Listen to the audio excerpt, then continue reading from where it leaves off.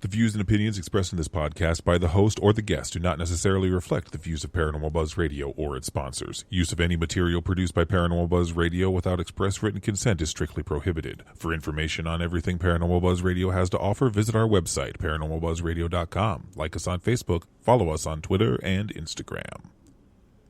Listener discretion is advised.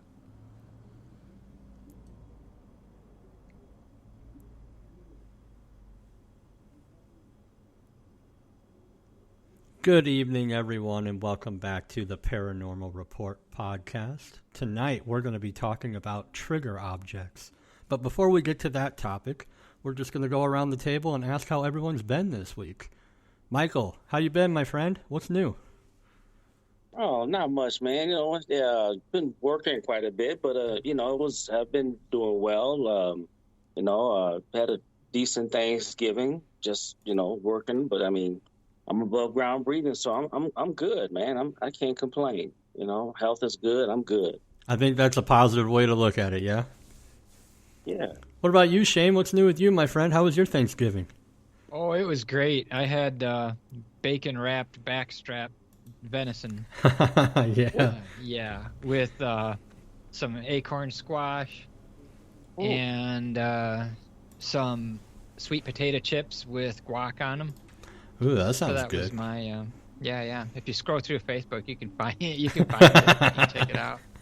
Yeah, because we're all posting our food these days. Yeah. Well, yeah, and now that the kids are out, we don't have that. It's just peaceful. Me and the wife chill. Yeah.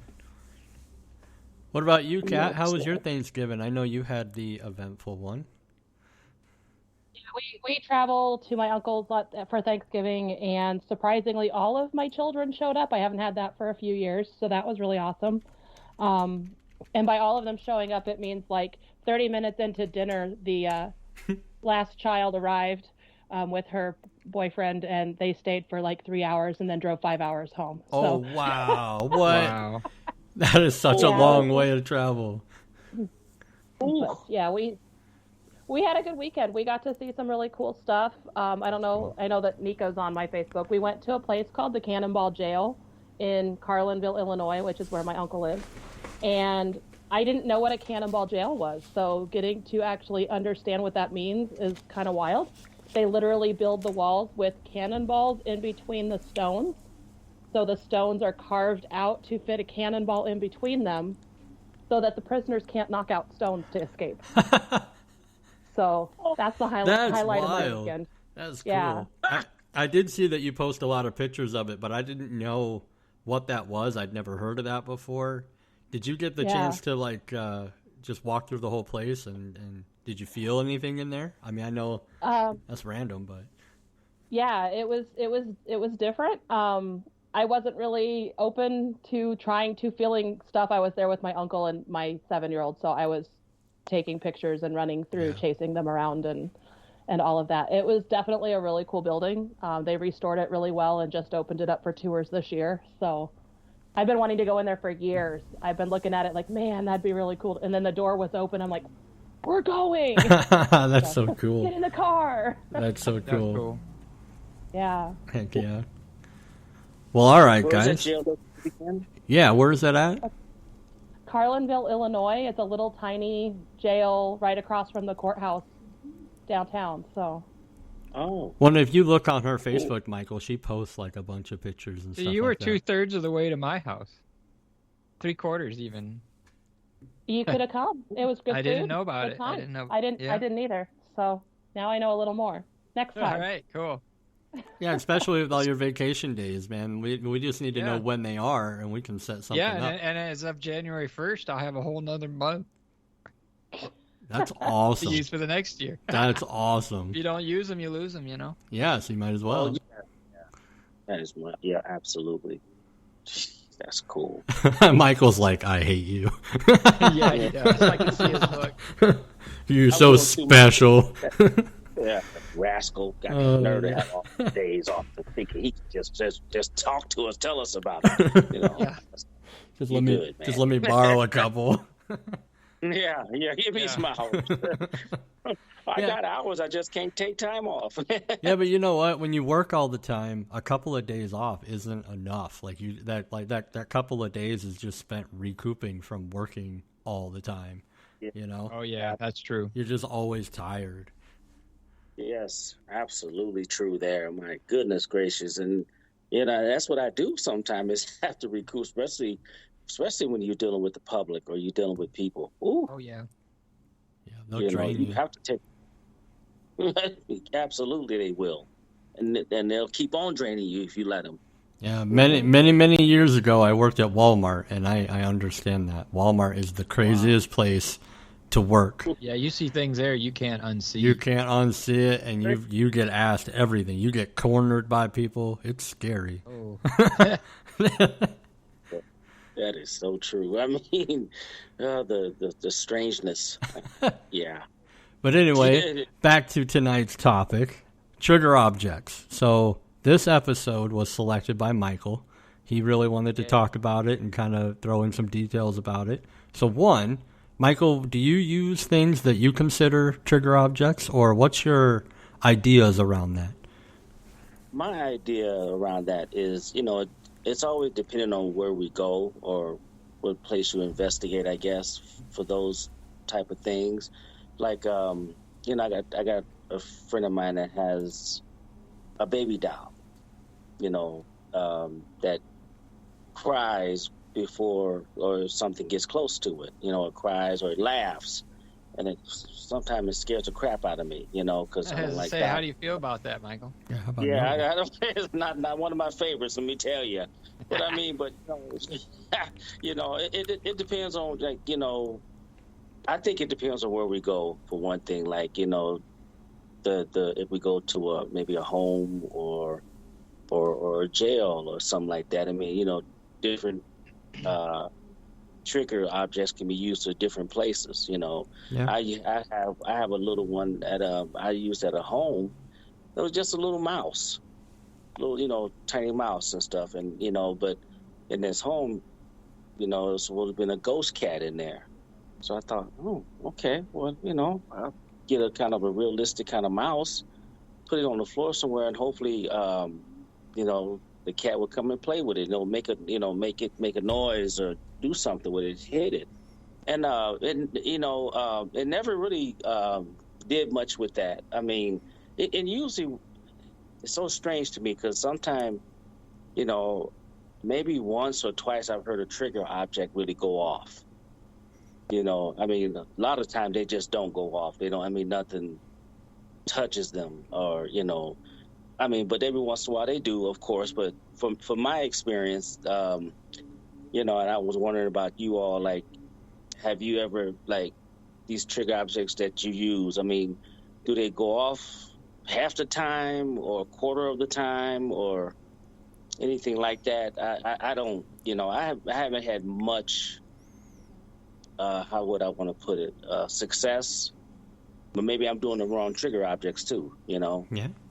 I just thought, maybe I can get your opinions on, how do you decide on what trigger objects to use at certain places? Yeah. Yeah. But I mean, I thought, that'd be a interesting subject to talk about because maybe I'm doing something wrong that, maybe you guys can give me some ideas on what I can do different. Yeah. I would love to jump in here. So Yeah. when we look at what is a trigger object, I think that is where you have to really think about the start of things. Because as we were prepping for this episode, I know Nico several times said building a trigger object. So in Nico's perspective, and I'm just speaking on your behalf in this moment, his mind says it needs to be something that can be interacted with and measurable, that something is happening to it. And in my perspective, anything that can get any type of reaction, whether the reaction is directly the object being interacted with, or even a voice communication talking about the object, or Sure. something in the room happening because that object is in the room. I think that we try to narrow it down too much 99.9% of what we're doing is technically trigger objects. You know, I want them to touch my EMF meter to make it light up. Technically, that's a trigger object. Correct. And, you know, sometimes it's us thinking to the depth of, you know, Nico made me this amazing REM pod out of a carousel, which got a lot of interactions at Ashmore Estates last weekend. Super excited. The weirdest one was it was making noises like it was dying, like the batteries were going bad. It was like it was a sick REM pod. It was gross. And we're like, man, they really drained that fast. And then I went and picked it up, and it's working absolutely fine. I have no idea why it wasn't lighting. It was just making the sound of like it dying, but they interacted with it. Yeah. And so technically, even though I was just using it in as a REM pod, I did get an interaction. So that, you know, technically is a trigger that they chose to interact with. They didn't interact with anything else. What do you think, Shane? Yeah, well, I agree with that. I mean, building trigger objects, especially if they have some kind of data logger in them, so that you can, you know, have a second verification. You know, like if the device itself can log that, hey, I was touched or pushed around, or, you know, I have some kind of a field got near it or whatever, makes it even better. I mean, my goal behind building that, and some of the other ones that you know I'm building, Kat, is to make them look as real as possible. So in a way, it's to trick, possibly, because I don't know if I can trick whatever we're dealing with from the other side or what we can't see. So if it is like a kid or something that's just coming to check it out, if I can make it look different and as much like the original thing as possible, maybe potentially I can trick them into touching it a couple of times or getting close enough to it to, you know, examine it. And then in turn, it might go off. And now it might not ever go off again. After I put it in a location once and they know, okay, we know that's an object now, we're never going to touch it again. But if I get that one trick, you know what I mean, that one discovery, maybe that would work in just about anything that I can turn into a quote-unquote trigger object or a potential finding. You know, I mean, you could wire up a shirt, clothes to be a trigger object, right? Maybe something would come and check out new clothes hung in the closet. Because I would like EMF Christmas lights in your beard. Yeah. Yeah, there you just go. to see if anything touches so that it. they light up. Yeah, so they light up. That'd be great. Yeah. I would love that too, honestly.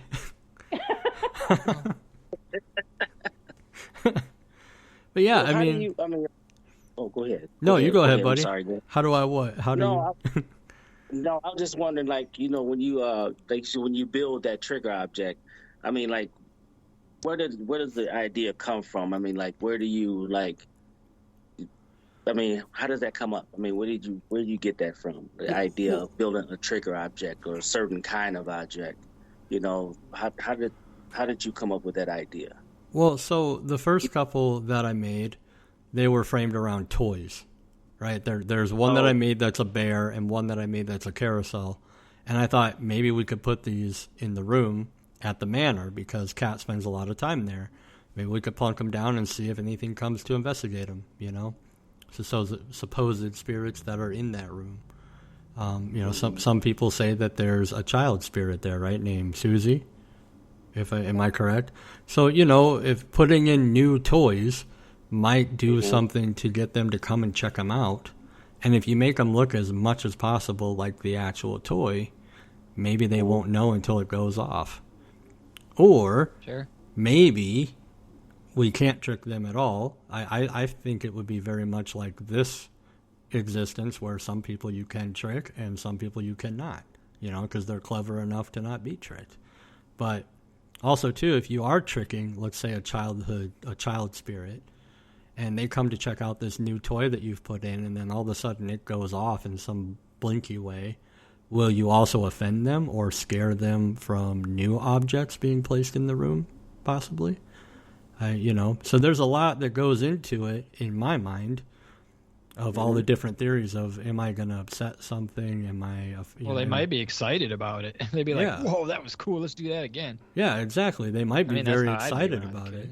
And two, I mean, for me, the way I view it, if I was in a different existence and I was really trying to prove that I was there, and someone put in that effort to create something that I could set off, I would be appreciative of that. But now there are other people in mind frames that would not. They might be very upset by that, you know? I don't know.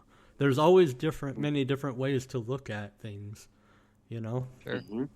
So yeah, that's just where that idea came from for me.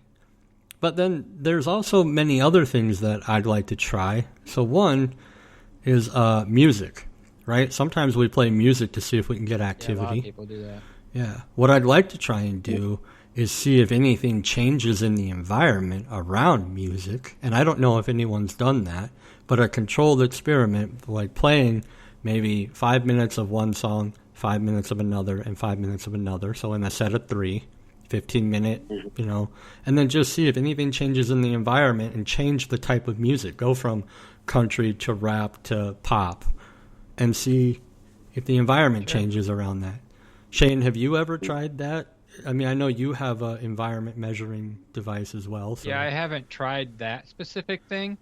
Now we've done the thing where you have an EVP session, whether it was pre-recorded or with people there, and then don't have it, and then have it again, and don't have it, you know, and have like 10, 15 minutes between the events, and then check to see, you know, did you get readings only during the, you know, EVP session.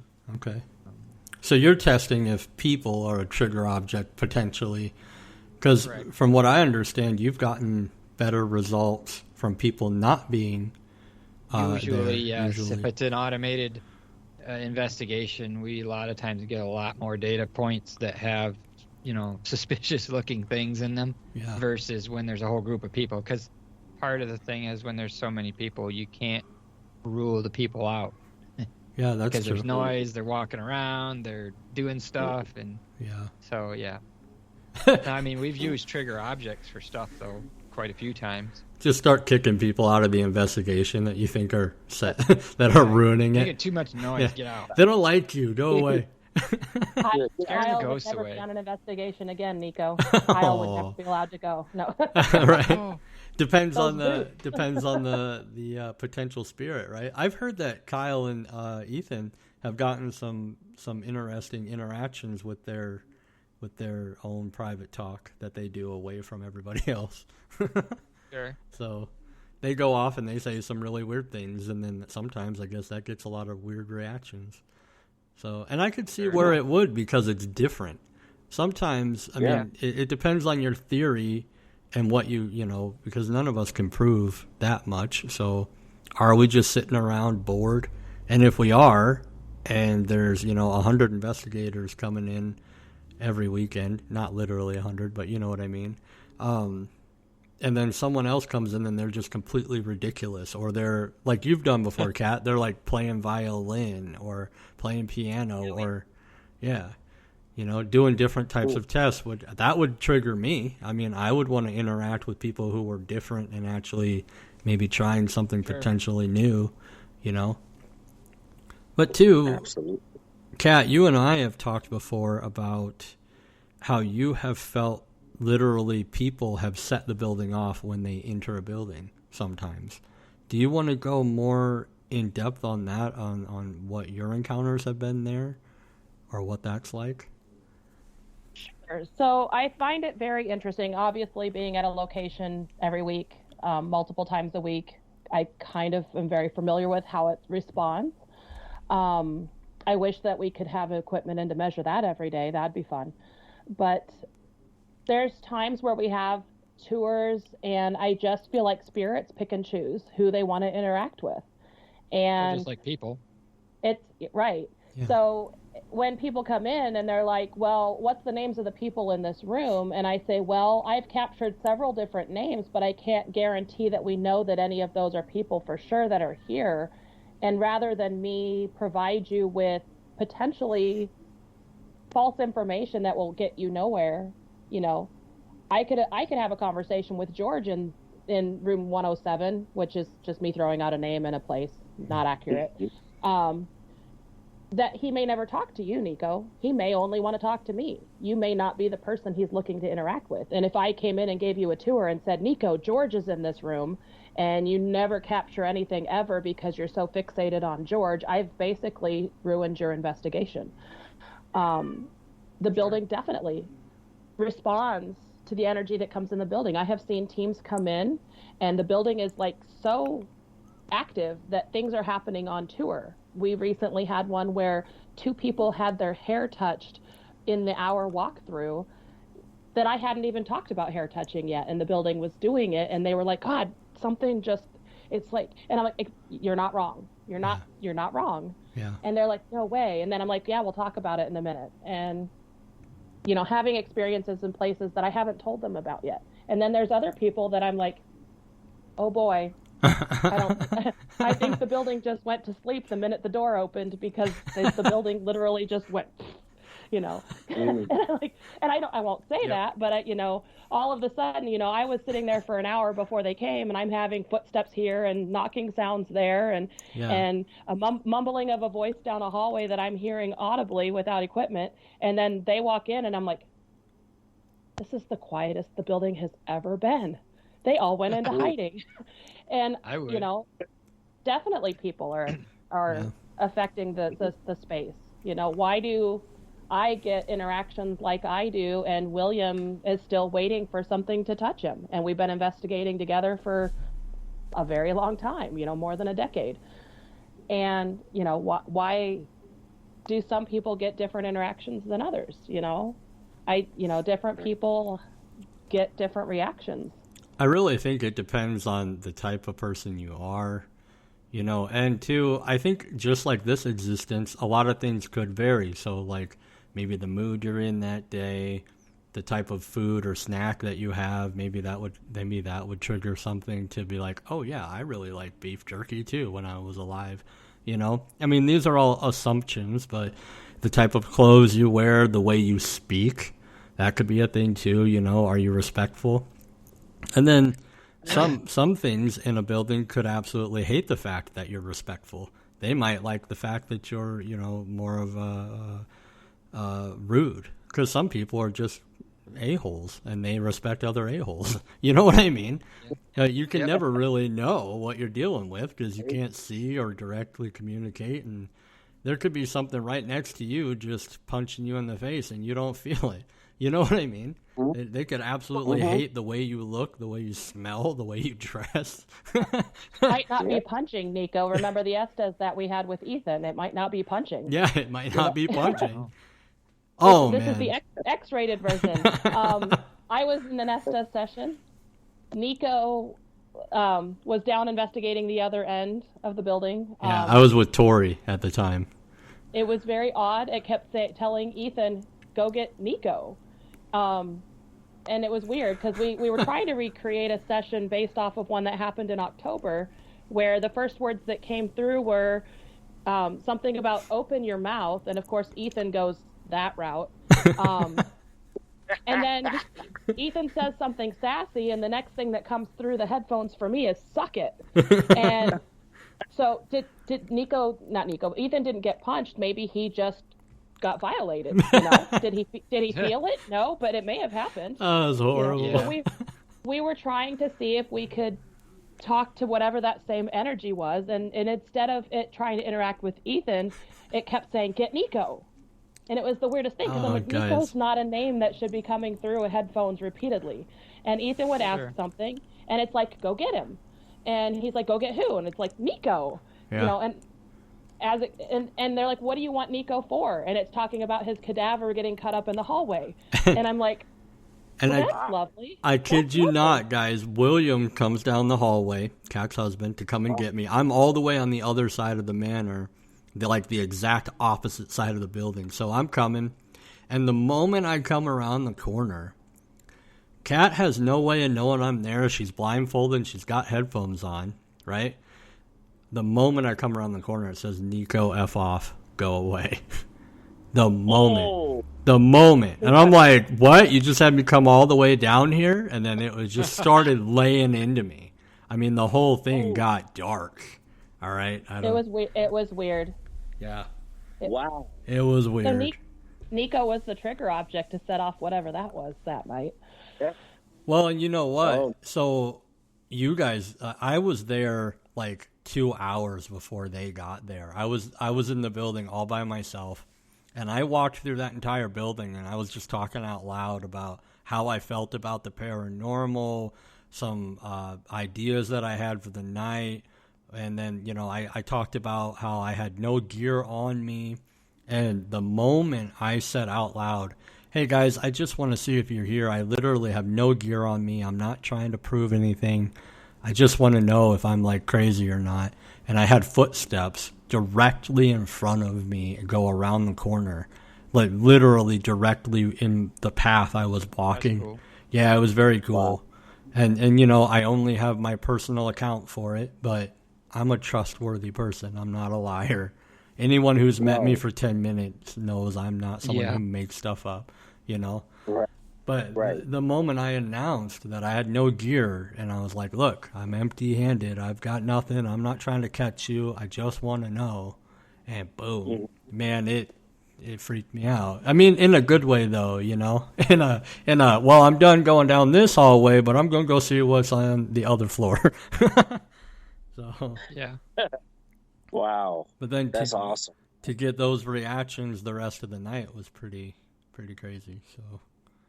So yeah, like I completely agree with Kat. You never know what the trigger object is, right? It could be the way you look, the way you talk, the way you think, the way you act, you know?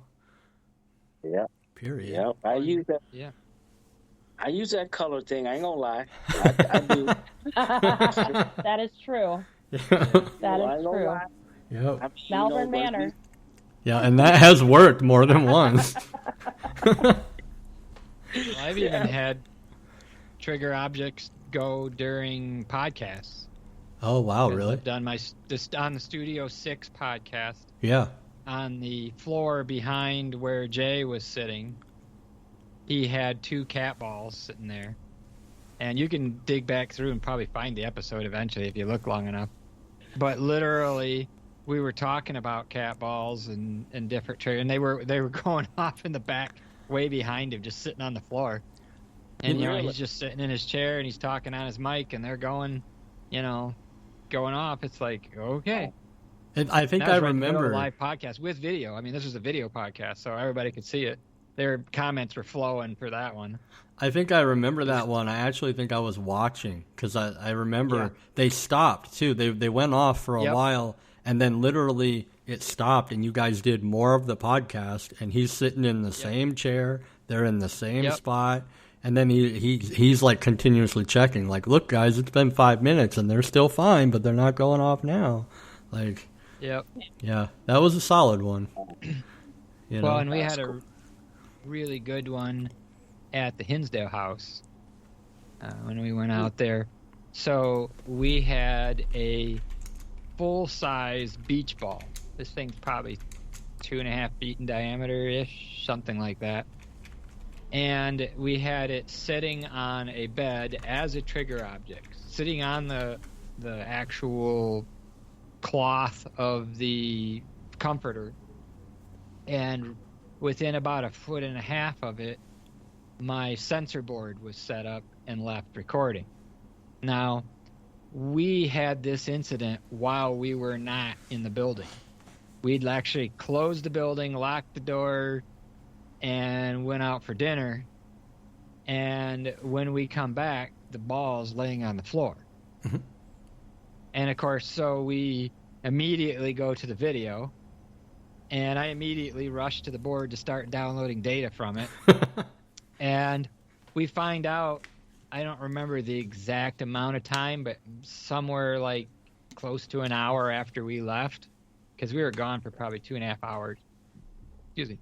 But anyway, about an hour after it left, you see the ball roll back a little bit and then just roll forward and drop off the bed.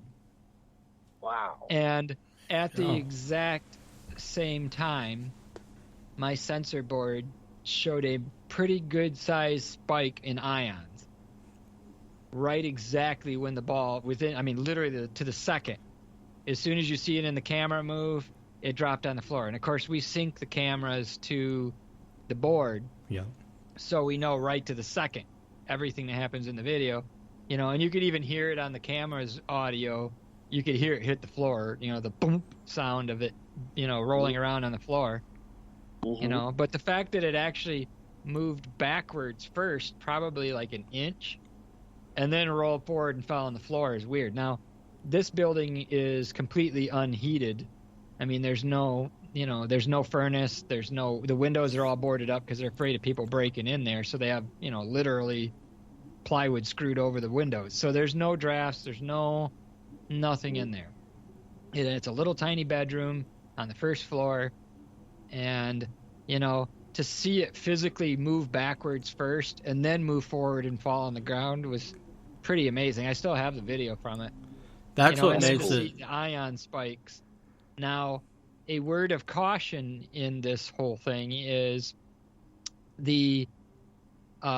anytime the ball was moved manually back and forth near the board, by hand, it also showed that ion spike. So my guess is, being a plastic ball, it's a giant static ball, and it's sitting on a cloth bed. Yep. So its physical movement caused the ions, I would say, more than the entity. Because I would assume if an entity did the ion part, you would see the ions rise up, and then the ball move.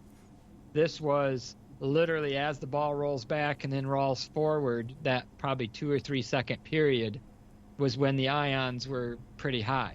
Now, when we repeated the experiment by moving the ball back and forth with, by hand, it showed similar spikes. So, it's hard to say what was going on exactly there because we only have one instance. But, we have it on video. We hear the ball hitting the floor. We see the ion spike. The board did not show any motion. Of course, the ball is not heated. The motion detectors are infrared, so they're looking for a heat source moving. So it didn't see any motion. There was no EMF burst. There was no temperature change. Just that big spike in ions, and right as the ball moved. That's awesome. But like I say, nobody was there. After sitting for an hour, it sat for a whole hour. Yeah. Yeah, it sat there for an hour, and it was on the bed far enough that you actually kind of had to push slightly uphill to get it over the edge of the comforter because the bed sagged just a little bit. So you actually had to push it up to get over the edge of the bed. Wow. So, see, that's what makes it really solid to to me, is that it went back first and then off. That makes it just golden, I think. Yeah, and we got it on video. I mean, I can dig it up for you guys sometime. You can check it out. That's a good I one. love That's Well, that's the also- 1% stuff. Yeah, here was the other thing that was kind of nifty. Within 5 minutes or so, I don't remember the exact time because this has been over a year ago now. Because of the way the camera was placed, you could see the lights from the kitchen. There was like a single table with a lamp hanging down from the ceiling over the table.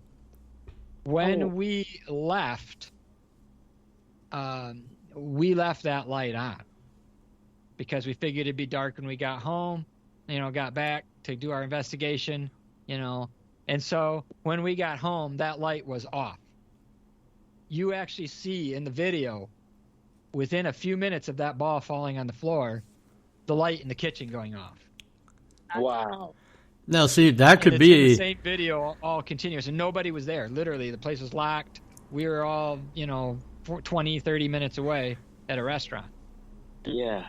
I hadn't is really so thought about that, but like that could be a trigger object to someone too. A lot of people they turn their lights off or they leave them on. Yeah, there's different types of people. I know people who leave their lights on all the time, and then I know people who, if you don't turn their lights off, they get offended. You know what I mean? They turn every light off. And imagine, we just left, and then an hour later they're like, "You didn't shut the light off, dumbass." Shut They the light click off. button. You don't pay the But electric it's bill. cool that it was all in the same video. I mean, Yeah. it was just literally minutes within that ball falling on the floor that the lights went off. That's And they crazy. were still off when we got back. So, That is so and there cool. was no power outage because I know that for a fact because the board was plugged into the actual outlet in the wall. So if the power had went off, the board would have shut off and reset, and all that data wouldn't have been there. But the data was there, and according to the board, nothing happened while the light changed. But both the camera and the board recorded that whole time, so that we didn't have a power outage or nothing to turn the light off. Well, usually when a power outage happens too, like lights and things will come back on if it flickers, even for a couple of seconds or something. So this was just, see ya, I'm done. Yeah. And then when we get home, it's dark in there. It's like, did you leave the light on? Yeah. That would be annoying. And then annoying. we realized the ball was on the floor when we turned the light back on. We're like, hey, wait a minute. Well, we don't know. So, let's say you go to a place around the normal time they would be going to bed. So this is just one theory, right? There are many different theories of another existence, but what if we are just going through the motions and we're living in another existence the same way we are now? We've got chores, hobbies, day jobs. We need to, get rest or recharge in some way. And then someone comes into this location at night and starts flipping on lights, making a bunch of noise and just kind of stirring the place up and pissing everybody off. You know what I mean? Yeah. That could be a real possibility as well. Yeah. And if it upsets you enough, yeah. You messing with their home. They're the ones that's there all the time. And they got these different people coming in constantly. I think I would get pissed. Oh, yeah, the Hinsdale house gets a lot of traffic. I bet you every weekend is booked. Well, it's just like anything else. You get used to it, It's like when you live in a dorm room, you get used to hearing noises. Eventually, it doesn't affect you anymore. Living in apartments, eventually you just naturally block it out, and it's okay. I used to live with someone who had to watch TV when they went to bed. And I hate watching TV when I go to bed. I have to have a completely quiet room. I don't like white noise and fans on and stuff, and I can't sleep in that now. If I was with someone who had a fan on all night and the TV on, I'm not going to bed. Yeah. Right. I get it. Wow. Well, that's the thing. Like, uh-oh. Is Kat stuck again? Kat, are you still here? I'm here. Okay. It's okay. You know what? I think it's her internet that flickers sometimes. I know they have walkie internet. But you're okay, Kat. She's still here. We can hear you. Yeah. I was going to share one of my favorite experiences that I had. It's been a couple years ago, but we were investigating Lemp Mansion down in St. Louis. And for those that are not familiar, Lemp Mansion is the family home of the Lemp Brewery company that used to be there. We were doing an investigation down in the basement, and we brought in trigger objects that are actually a Falstaff beer bottle, which is the later name of the Lemp beer. So they were Lemp beer early, and then they became Falstaff. And then we had the competitor, Pabst beer, which actually the Lemp family and the Pabst family were friends through most of that timeline. In fact, there was a marriage between some of the family members between the two. So we set the beer bottles on the table. Obviously, there's no way to measure other than we leaned the EMF meters up against them, hoping that something would interact with the EMF meters. But our evidence that we captured was not directly in interaction with the bottles or the EMF meters. It was actually a verbal question that we had asked with a spirit box running, and we wanted to know, of the two, which was their favorite, and they answered very clearly that it was Pabst. And I'm like, wow. Somebody's going to be in big trouble because that's the wrong answer in that house. But it was awesome because that's definitely not a word that is random. It was very clear.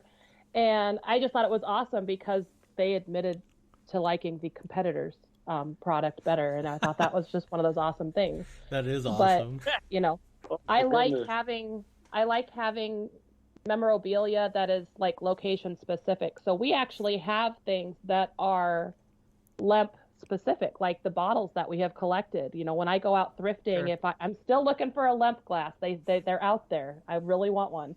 But we have Falstaff glasses, and we have an old Lemp ashtray that's probably from the 40s that says Lemp on it. If we take that down there and we offer them some cigarettes with this ashtray, is that going to, next time we're there, get some reactions? I don't know. But that's where the staff, the people that were doing the deliveries and the people that were taking care of the horses, that area downstairs would have been where they would have come. Yeah. And we've had a lot of really cool interactions down there. So I'm trying to provide things that may be visually familiar to that space, even if it doesn't have Of course, if I have Nico and his sensor lab going with us, then we're all set because that's not something we've ever had before. Yeah, But, that would be amazing. Right. Sometime. I would like to do that in 24, but we'll see if it happens. But Well, like that's I want to go. I want to get I'll let me go. know. it's a beautiful. That's got to It's be a a hot beautiful spot. location. I've never been there, but if the other two are like, "Oh, I'll go right now," it must be a good spot. So it's expensive because you're I'll renting go to out any a room. investigation. It's you rent out a room. It's still a functional property. They have 5 That's rooms cool. that they rent out. They still have a working bar, and they still serve in the restaurant down on the first floor. So you got to work around what they're doing. We usually do like a Sunday Monday thing because the buffet on Sunday is like enough food for a week. I like that. So you just get all fat, and then you try to investigate Sunday night while you're like, man, that ham was good. But then the second night they leave by 3. On Monday they're out by 3, and you have the full run of the building. Now you'll have the run of the upstairs during all of it, but then you get access to the lower floors when the kitchen's not running. And some people hate that. I think it's great. I love because that. I think the people being in and the place being busy is kind of part of the energy of the environment to me. So that's a trigger. That's a trigger in itself. But Well, see that. And by the way, Denise in the comments section says she wants to go too. So we're recruiting right now. Apparently we've got like 5 of us. Yeah. Heck yeah. so, Hey, if there's food and there's a working bar, we're good to go. You talking? That's what I'm talking about. I like food. I like food. That's what I'm saying. Don't be tempting me. We have a real good time. But like, there's so many things that my team has done that some people probably think are weird. Heidi early on would wear dresses to a lot of our investigations. And we've had specific reactions to things that she was wearing. Like we had her wear a almost period appropriate dress to Villisca Axe Murder House, hoping that maybe they would react to her being a properly attired woman in their home rather than me in my leggings and t-shirt. Maybe they would like her better. She did have some very strong interactions with the building. We've had interactions at Edinburgh Manor where a little girl spirit went up to Heidi and touched her, and we got a spirit box interaction that was a little girl's voice saying that she liked her dress. We wouldn't have gotten that if she wasn't wearing that dress. It's interesting, and you never know what it's going to be that causes the interaction. It's just maybe if we try this, maybe we'll get something, and you just keep trying. And you have to have a team that is open to doing that too. Like Paranormal Exposures is very open to the history and actually coming up with ideas like that, which I love. And the people they're down for it 100%. Like the example of Heidi. If you say, "Hey Heidi, let's test this out. If you wear this certain kind of clothes," she's like, "Yep, I'm in. Don't questions asked." Absolutely. Although Ethan thinks he needs to sing, and I just no. I think we should test it. I think on the next investigation, we're going to put out the sensor lab, and we're going to have him sing. Let's see what happens. That's awesome. Mm-hmm. Maybe one of us gets punched. Oh, kiss off, Nico. Yeah. So I'm curious of you guys. Have any of you guys been at investigations where people do the human pendulum experiments? And what are your guys' thoughts on that? No, I've never seen it. I mean, I've seen it on the cheesy TV shows, but I've never seen anybody do it in person. Yeah, and I put I no haven't. trust in that. I know, Kat. I know you do it, but I don't think you've ever done it on an investigation yet with me. So I've been places where I've seen it and I believe it.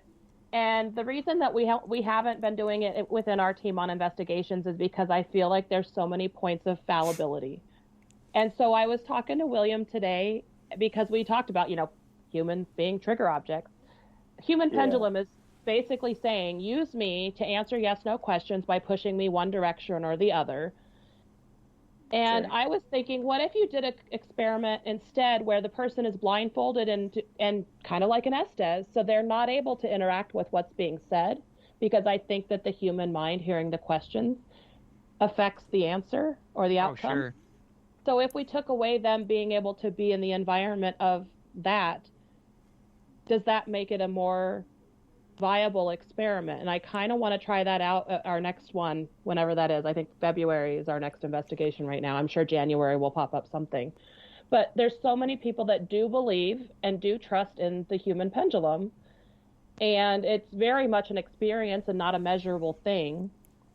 But if you take out some of those aspects, does it make it more probable to be an interaction? And I'm just kind of curious on that. Yeah, I mean, why not try it, right? And see what the results are. I mean, why not? Yeah.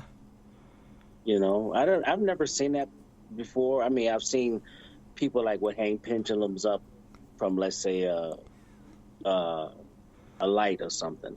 Just hang them down and see if they would, get answer from pendulums. Just, of course, making it still and everything. I've seen that happen before, but I've never seen a human one. I didn't know that, existed or that you do. Yeah, basically a person is standing in the middle, kind of at a steady foot stance, and they kind of cross their arms and just stand, good posture straight up. And the theory is you can have spirit move the person. So you first ask saying, like, can you show me what a yes is? And the person should tilt one way or the other. And then you ask, can you show me what a no is? And the person should tilt the opposite way. You have spotters on each side. Because sometimes the actual effect is strong enough that the person might fall over, so you have a spotter to catch the person. But gotcha. I've attempted it a few times with places. I usually try to put somebody in the spot that doesn't really know what the heck they're doing, because I feel like the more experience you have with it, the more likely you are to give false answers. Yeah, sure. I can see that. Yeah. So, but I'm like, if you took out some of the connection to the environment, would it make it a more accurate experiment? Pendulums is the same way. If you're holding your pendulum, are your energies the thing moving it, or is spirit moving it? So if you put it like tied to a pencil and in a jar, are you going to get reactions? If you need to be touching it, can you just put your finger on top instead of holding the thing to get the interactions? I agree, because anything that a human holds, dowsing rods, pendulums, anything, your mind just automatically... Well, even if the movements are imperceptible. It's called the ideomotor effect. I mean, you can that's scientifically proven to a point, but correct. But yeah, I mean, like what you're saying, Kat, taking the human element out of it negates the ideomotor effect. If you attach it to something else and then you're just maybe touching it with a couple of fingers at the base and not even at the actual pendulum or the thing that it's hanging from, that could be a really good test. It negates the fact. I like that. We were hanging up off a light or something that's hanging over that it actually just hang down, and we don't of course we don't we stop it, so it's just hanging there. Well, and well, and if you go off the theory that it requires the person's energy as like a conduit, so to say, you could hang it from something stable to a wire and then connect that wire, another one running to the person, where the person's just holding the wire that isn't affecting the other wire that it's hanging from at all, right? Right. So you still get that, you still get that physical connection possibly. Still touching because the wire. And then if you get results, someone can't say, "Oh, that's just you, shaking without knowing it or whatever." That's really good idea, Kat. I like that. That's cool. Yeah, I like that too. I've never heard of it before, but that's cool. I like what you doing there, Kat. That's cool. Not doing it yet. Just all of the thoughts are never ending. So. Well, that's a good idea. Good idea. Yeah. That's definitely something that's new to test that could hold new outcomes, new results. Just for me, the hard part is because of my state, as you know, Nico, again, not labeling myself as anything, but the gifts that I have, I think I'm more skeptical of gifts than I am supportive of them, which is really hard for me because I don't share a lot of things because I'm like, well, there's no way I can explain that. And, I feel sure. But, some of the stories and the things that are like reality are pretty major. They're pretty big things. They connect specifically with answers and questions and things that have happened that I can't say it's not real. I just am at a place where I can't prove with other things that it's real. And that's where I really want to be. How do we prove the reality of the intuitive state or those types of interactions as a measurable thing that Nico and Shane can prove it? Yeah, basically until Elon gets his Neuralink functioning, then we can plug her into the USB and we can download her brain. Isn't that wild, man? Like anyone, the things that we might find in there, I'm not a little bit afraid. I'm very interested. Should be very afraid. Afraid. Plus, too, I think every female I know, I would be afraid.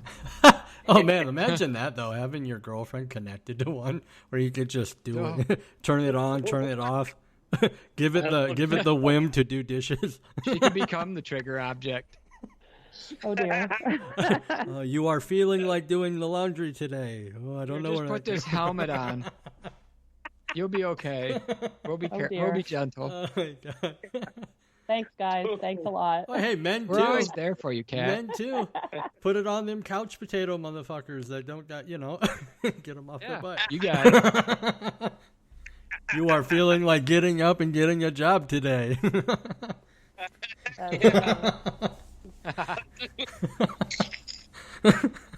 I feel directly called out on that one, Nico. Oh my God. I would put it to the test hardcore on everybody. I think that'd be great. Yeah.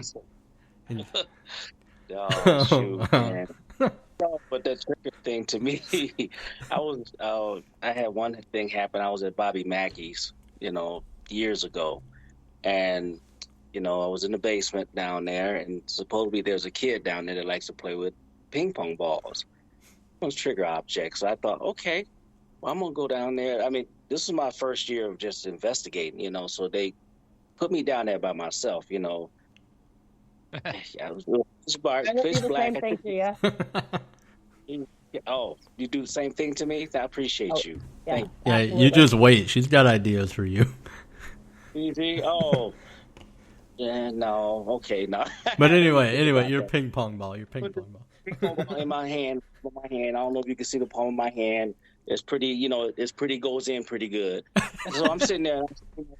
I'm saying, hey, you know what? I would, I heard you like to play ball, and I like to play ball as well. And if you don't mind, if you can you knock this ball out of my hand? I really appreciate you if you would do that for me. And I was being respectful, nice, and everything. And then, I'm just sitting there, and it didn't happen right away. It took maybe 15, 20 minutes. So I'm sitting there, I'm thinking, okay, it's getting a little long here. And all of a sudden, my hand started getting cold. This was in the summertime. My hand was getting real cold, and I'm thinking, oh, what's this going on? And then I can feel the ball in my hand going back and forth, just back and forth. And all of a sudden, it just flew out of my hand. Oh, wow. And I felt that. After it flew out of my hand, I felt that cold, because I've been touched by spirits before, and they feel cold, afterwards. And I've been touched by them, and I said, oh, goodness, that ball flew out of my hand. And I ain't going to lie, my black ass got out of that damn basement as quick. I got to turn that flashlight on. I said, okay, thank you. I thanked him. I thanked the spirit. I said, I appreciate you doing that. And I got my ass out of that basement. And I thought, and I went up there and I told him, I said, hey, that thing kicked up I couldn't even hardly talk at the time. I said, that knocked the ball out of my hand and everything. But, again, the trigger object thing, it's just a ping pong ball. Well, yeah, you never know what's going to set something off. And I think that we've all had that one or two incidences where we've had that random thing that we tried go off. Like, I'm so happy that the carousel that I made is getting results. It was a random idea. We start, everybody's trigger objects are very popular right now, and everybody's wanting one. There are like cigarette ones, there are toy ones, there are, and I think that clothes would be a good one too. If you hung some clothes up and wired something to go off or tell you something touched it, that'd be interesting to try. But like a ping pong ball, very similar to a cat ball, but very light too, right? Because ping pong balls are light and easier to move, so that might be easier to interact with because it's so much lighter than, say, a cat ball or a tennis ball, or, you know. Like how much effort did it take to move that ball off of the bed that Shane had captured, you know? Yeah, that was a big, I mean, that thing was like, say, a couple feet in diameter. Yeah, so I mean, Wow. we don't really know. Does it take a lot of concentration? Does it take a lot of skill? Is it random bursts of energy? Was something just mad that something was on its bed, or that you left the light on? Maybe it was just angry you left the light on. You know, Yeah, you don't know. Could have just been so upset that someone left that light on. Yeah, Yep. it's true. You know, That's true. we don't. I think that's amazing, that your ball just went backward and then went forward over Yeah. to the floor over a little hump. That's crazy. But see, all we can do is go back with the same objects around the same time and try to recreate the incidents, you know? Like, I'm sure when Shane goes back there, he's probably going to put a ball on that bed. He's going to leave the light on. Oh, yeah. He's going to leave. He's going to try it again, right? Same thing with you. Yeah, for sure. You know, if you ever get the opportunity, I don't know if the place where the ping pong ball happened is still open or what, but if you got the opportunity to do it again, you would, right? Absolutely. Absolutely. No doubt. I mean, Bobby Mackey's, yeah, I mean, I think it's still open. They're tearing it. They're tearing it down. Are they? Oh, no. Well, Yeah, they're tearing down Bobby Mackey's Oh, man. and rebuilding. Well, at least they're rebuilding? rebuilding, I guess. That's a good... They're rebuilding something on the property. I don't know if it's going to be similar or not, but they're tearing it down because it's not safe. Dave. Wow. That makes So- sense. Since I've been back. Okay. What's that? But they're going to be, so Bobby Mackey done with the bar then, or is he I don't rebuilding? know. I don't know for sure. That's just the thing that's rolling around out there right now, is that Bobby Mackey's is being torn down within the year. So Oh, See, that's one to wonder about, though, because maybe we'll get the opportunity to talk to the people. It depends on what it turns into, who the new owners are. Will they start having stuff happen once they do get something new there? You know? Who knows? Maybe when they get the place all set up and cameras put up, they'll see something move or happen, depending on what it is, you know? Yep. Something definitely to check up on, right? dang. Yeah, absolutely. Call them up and say, hey, a couple of years ago I had a ping pong ball fall out of my hand, and I'd like to come back real quick. Yeah. Actually, please let me in. No, it's like a storage facility or something. You're just standing in someone's storage unit with a ping pong ball. I'm sorry. I can't help but think about that kind of stuff. Like, oh, now it's not a basement; it's a bathroom. Like, Yeah. right? They took that ball out. It's an actual water supply. Yeah. It just goes flying into the toilet. Yeah. But you're still here. I believe in you. I'm sorry. Right. Dang, man, that's too bad they're tearing it down, but there's a reason for it. So hopefully another bar go up, or another place, Yeah. that public place at least. Usually it is something similar that goes into those places, Yeah. because they save the equipment and they just remodel, and it's usually like some other type of restaurant bar thing, because, you know, there's certain layouts to certain buildings that you can't change them up that much, you know? Right. Right. Yeah, But- wow. But anyway, guys, we only have like 2 minutes left. Is there anything else that anyone wants to bring up about this topic, or do you feel like we've covered it pretty well? I think we did pretty good. I think we did good. Yeah, me too. Yeah? What about you, Kat? How do you feel about it? we never talked food, but we'll, you know. That's talk true. We about never that. did talk food. But you know what? That is another really good one to test, too. I mean, you could bring in different types of food and see if anything changes in the environment, or, you know. Edinburgh has its pizza experiences where things have talked about pizza in the pool room, and other teams have actually gone back and duplicated it where they've gotten similar answers through EVP of whether they liked pepperoni or not. And pineapple Wow. definitely does not belong on pizza. So that is the consensus of the spirits at Edinburgh. That's amazing. So whatever is there hates pineapple on pizza. I don't think it was a thing back then, so they react weirdly to it. So That's so true. And I could see where that change over time would be a thing, right? Just wanting things to stay the same, or remembering them the way they were. Like, Sure. Yeah. Probably judging people for it too. Like, why would anybody want that? Personally, I like it sometimes, but not all the times. Sometimes it's not good, you know? Yep. Well, all right, guys. With that said, I am going to end the episode. And I don't know yet what we'll be talking about next month, but we'll talk about that. We'll go into ideas. And this was episode 6, so we'll be going into episode 7 already. And then we'll start talking about some plans for season 2 going forward and whatnot. So I'm very excited for that because we're going to have a lot of guests in season 2. Yeah, that's awesome. Yeah, that's going to be fun. So I've got a couple we can queue up too, so all right, guys. I'll get with you. Well, thank everyone. Like, seriously, thank you guys for being here. Thank you to everyone who is listening live and whoever listens later.